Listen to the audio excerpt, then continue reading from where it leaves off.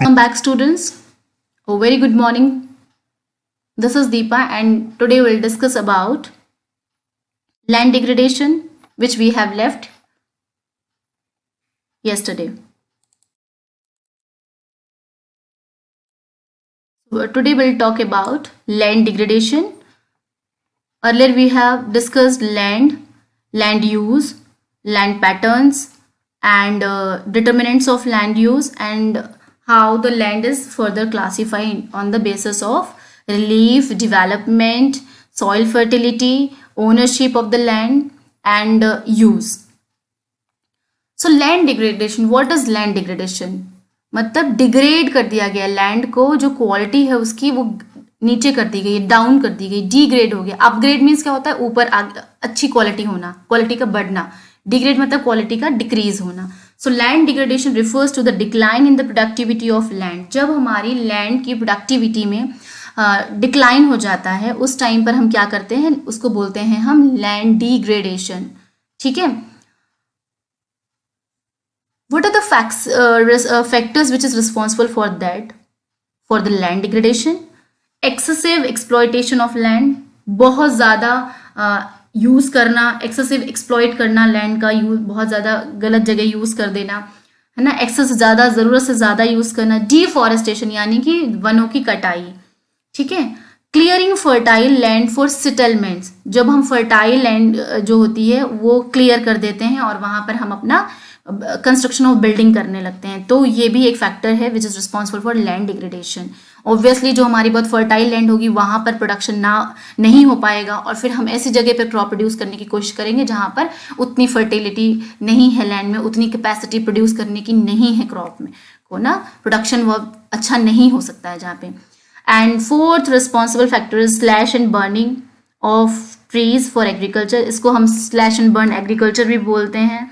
इसको हम बहुत सारे इसके डिफरेंट नेम हैं. झूम कल्टीवेशन भी हम इसको बोलते हैं. इसमें क्या होता है? लोग एक पर्टिकुलर लैंड को सेलेक्ट करते हैं, फिर वहाँ पर थोड़े दिन एग्रीकल्चर करते हैं, फिर उसके बाद उसको क्या करते हैं? हार्वेस्टिंग करने के बाद वहाँ से क्रॉप जब कट कर लेते हैं उसके बाद वहाँ को बर्न कर देते हैं, उसको यूटिलाइज होने के बाद. तो बहुत सारे ट्रीज भी डिस्ट्रॉय हो जाते हैं. तो that is slash and burning of trees for the agriculture. ठीक है. और कई जगह पर हम लोग क्या करते हैं? वनों में आग लगा देते हैं. For what? For doing agriculture. तो ये भी एक रिस्पॉन्सिबल फैक्टर है. इस पे आजकल बैन भी लगा दिया गया है. Next factor is surface mining. हम जो माइनिंग करते हैं वो भी लैंड को डिग्रेड करता है. Mining will discuss in the next coming chapters. So toxicity in the landfill. कभी भी, हाँ बिल्कुल, जहाँ पर जो फैक्ट्री से हमारा जो मटेरियल निकलता है, जो वेस्ट मटेरियल होता है फैक्ट्रीज का, वो बहुत टॉक्सिक होता है, और उसको हम लोग कहीं पर भी मतलब कहीं पर भी उसका फ्लो हो जाता है, कहीं पर भी हम उसको छोड़ देते हैं, कहीं भी वो सीवेजेस के थ्रू कहीं भी मिक्स हो जाता है. जाकर जब वो लैंड एरिया से मिक्स होता है तो वो इतना टॉक्सिक होता है कि वहाँ की जो फर्टिलिटी ऑफ लैंड होती है उसको डिके कर देता है, फर्टाइल लैंड की फर्टिलिटी को स्पॉइल कर देता है बिल्कुल. फिर वहाँ लैंड फर्टाइल नहीं रहती है, वो कैसी हो जाती है? इनफर्टाइल हो जाती है. अनट्रीटेड इंडस्ट्रियल एफ्लुएंट्स, ओब्वियसली जो कि इंडस्ट्रियल एफ्लुएंट्स है, इसको भी हम एक ही जगह डंप करें तो बेटर होगा. इसको हम कहीं पर भी फेंक देते हैं तो उसकी वजह से क्या होता है? लैंड हमारी डिग्रेड होती है और बहुत हार्मफुल होती है. फिर आगे क्रॉप प्रोड्यूस उसमें नहीं होती है और प्रोडक्शन रेट जो होता है बहुत डिक्रीज हो जाता है. Now further will discuss about conservation of land. Conservation of land, how we can conserve land. So these are the means of conservation. We can say these are the methods how we can conserve our land, as conservation is a best part and it's very important part of this chapter. So by planting more and more trees, by doing afforestation. Deforestation क्या था? हमने cutting कर दी थी पेड़ों की. Afforestation मतलब when we are going to plant. Afforestation. Second one is land reclamation. Third one is regulated use of chemicals. जो ये chemicals का यूज से रेगुलेट करें. ठीक है. Planting of shelter belt लगाएं. Mining को कंट्रोल करें and controlled mining and checks on overgrazing. जो ओवरग्रेजिंग होती है इसके ऊपर थोड़ी रोक लगाएं. ठीक है. So these are the various methods we can say, and the way by which we can conserve our land. And now we'll discuss about soil. Soil is the loose conserving of fine rock materials on the surface of earth. Soil के बारे में हम सबको पता है, इसको I will not going to explain it more. Next important part is soil profile. Soil profile, you have seen diagram in your book, that is very nice diagram is there. Figure 2.3 soil profile on the page number 13 in your NCERT. And on the same page you can see the factors of soil formation. A very nice diagram is there, so please go through that diagram. And top soil, यानी कि जो हमारी कौन सी है, जो सबसे ऊपर की लेयर है टॉप सॉइल की, टॉप लेयर जो है वो हमारी टॉप सॉइल है. फाइन टेक्सचर होता है, उसमें ऑर्गेनिक मैटर बहुत होते हैं और प्लांट की ग्रोथ होती है, बेटर फॉर प्लांट ग्रोथ, बहुत अच्छी होती है प्लांट ग्रोथ के लिए, उसका फाइन टेक्सचर भी होता है. And when we will talk about सब soil with sand, silt and clay, वहां पर क्या होता है, सिल्ट होती है, सैंड होती है, क्ले होती है, ये सब चीजें अवेलेबल होती है just below the top soil. जो हमारी ऊपर टॉप सॉइल है उसके जस्ट नीचे वाली सॉइल की लेयर. नेक्स्ट थर्ड लेयर है हमारी parent material, unconsolidated rock material, no humus. यहाँ पर ह्यूमस नहीं होता है, वेदर्ड रॉक मटेरियल होता है, जो हमारी पेरेंट रॉक होती है. और सबसे नीचे की सॉइल हमारी bed rock, lies at depth, consist of solid rock. यहाँ पर क्या होता है, सॉलिड रॉक्स होती हैं, और ये सबसे नीचे की रॉक है, हम इसको क्या कह सकते हैं, lower most layer we can call it. Now move towards types of soil in India. As we all know that what are the types of soil in India: alluvial, black soil, laterite soil, arid soil and forest soil. Alluvial soil वो हमारी rich होती है, alluvium पाया जाता है इसमें, और I have explained in your class that ये हमें मोस्टली हमारे नदर्न इंडिया में गंगा यमुना दोआब एरिया में अवेलेबल होती है. Black soil which is very good for cotton production, and deep clayey होती है, and mostly it found where the lava plateaus are there, so that area are Gujarat and Maharashtra we can say. Red soil, sandy and red in color, we all know about that. And arid and sandy found in dry region, very low moisture and humus content, बहुत कम होता है. arid and sandy we can say कि Rajasthan area में मिलेगी हमको.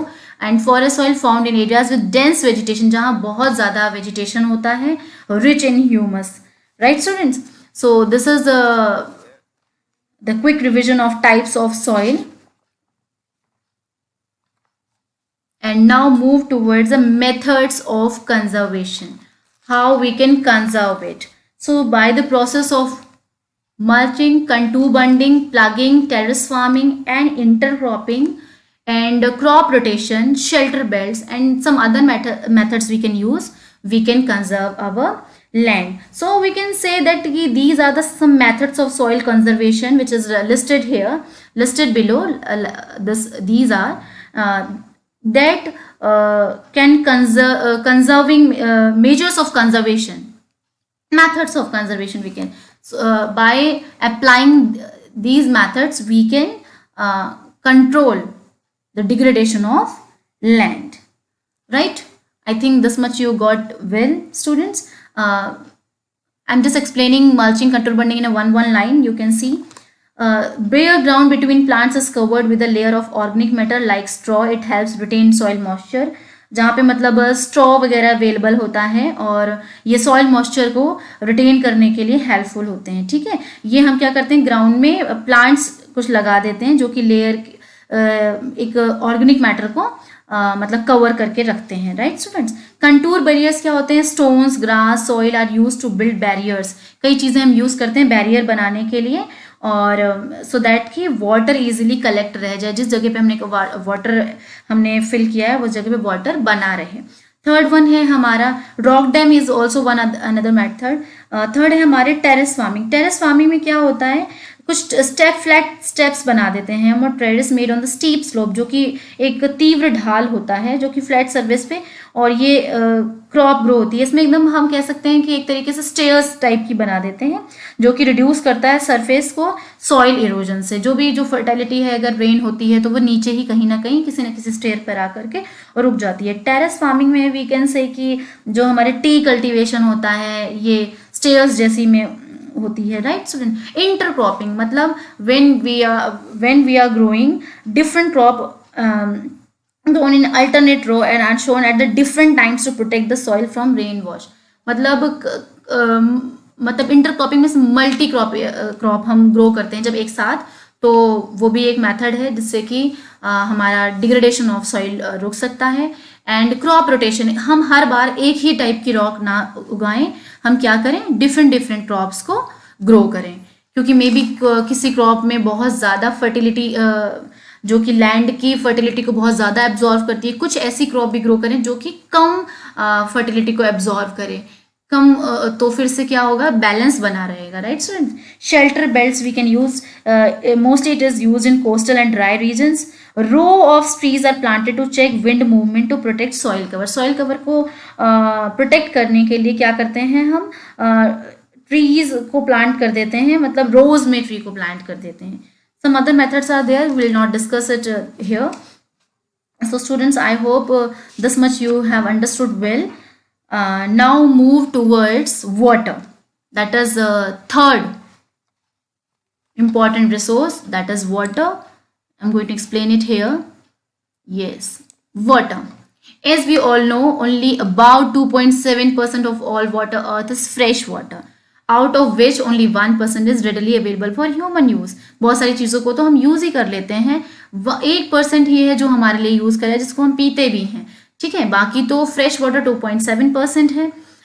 उसके बाद जितना भी रेस्ट ऑफ हमारा वाटर है वो हम यूज नहीं कर पाते हैं। वाई? क्योंकि वो सेलाइन है, वो वाटर क्या है, उसमें बहुत खारा पानी है, हम कह सकते हैं बहुत ज़्यादा, जिसको हम पीने में यूज नहीं कर सकते हैं। वो there are some problems of water availability भी है, हम इसको कह सकते हैं। India has abundant but unequal distribution water resources. बहुत सारे हैं बट क्या है, अनइक्वल डिवीजन है, डिस्ट्रीब्यूशन जो है वो अनइक्वल है। बहुत सारा पानी है लेकिन जो रियल में यूज करने लायक है वो नहीं है, right students. What are the methods of conservation, how we can conserve water. Before this I will explain what are the problems. On the major problem is water pollution. बहुत water क्या है हमारा polluted है, ये बहुत main problem है। और other problems scarcely cause by various factors. बहुत सारे फैक्टर्स हैं जो कि हम कह सकते हैं कि हमारी प्रॉब्लम्स हैं। वो प्रॉब्लम्स ये भी हो सकती हैं कि स्कैसिटी ऑफ वाटर है किसी किसी एरिया में जो जहाँ लोग नहीं यूज़ कर पा सकते। जैसे कि हम बात कर सकते हैं वर्ल्ड में most of the Africa, West Asia, South Asia, part of western USA, north west Mexico, Australia are facing shortage in fresh water supply, right student. तो ये भी एक रीज़न है। और कई जगह पे क्या है ड्रॉट फेस करते हैं लोग, ग्रेट प्रॉब्लम है वाटर स्कैर्सिटी की। और शॉर्टेज में भी consequence of variation in the seasonal और एनुअल प्रेसिपिटेशन। इसके पीछे रीज़न क्या है, एनुअल प्रेसिपिटेशन और over exploitation. And third one we can say कि कंटामिनेशन ऑफ वाटर, जो पानी है बहुत गंदा है, बेकार है, जिसको हम यूज़ नहीं कर सकते हैं। जैसे we have seen in the image figure 2.8 river Yamuna is getting polluted due to sewage, industrial effluents and garbage, ठीक है। तो it is given on the page number 16। तो यू कैन सी, तो कंटामिनेशन ऑफ वाटर यानी कि पानी जो utilise करने लायक नहीं है वो भी एक प्रॉब्लम है, और जो यूज़ करने लायक है वो बहुत ज़्यादा कम है। So how we can conserve water by treating effluents, by controlling, not mixing with sea water, with ocean water we can say. Second method, we can plant more and more trees. Third is rainwater harvesting, we can collect water. There are so many methods by which we can collect water, so that after that we can reuse that water, right. I have told you about some of the methods of harvesting, students, कि 8,000 litres of water को लोगों ने कई बारी मतलब store किया है, और वो by the method of roof top conservation, जो कि क्या करते हैं, अपने घरों में ही लोगों ने पाइप वाले एरिया को क्लोज करेगा, वहां पर रूफ पर ही अपने कलेक्ट करते हैं वाटर। कई सारे लोग क्या करते हैं, टैंकर्स बनवा लेते हैं जिसमें रेन वाटर को हम कलेक्ट कर लेते हैं, सो दैट उस वाटर को बाद में इरिगेशन वगैरह के लिए यूटिलाइज कर सकते हैं हम लोग। So rain water harvesting is another method we can say. Scientific methods of irrigation, जो हमारे इरिगेशन के हैं, हम साइंटिफिक मेथड यूज करें जिससे पानी बहुत ज़्यादा वेस्ट ना हो। And and mulching and plugging gullies, ये भी हमारे मेथड्स हैं, different method. I am not going to discuss it here, you just have a quick revision of that. Please go through that, and I hope you have understood it well. So thank you for patience hearing, students. Please go through this so that you can understand and do well in your exams, please.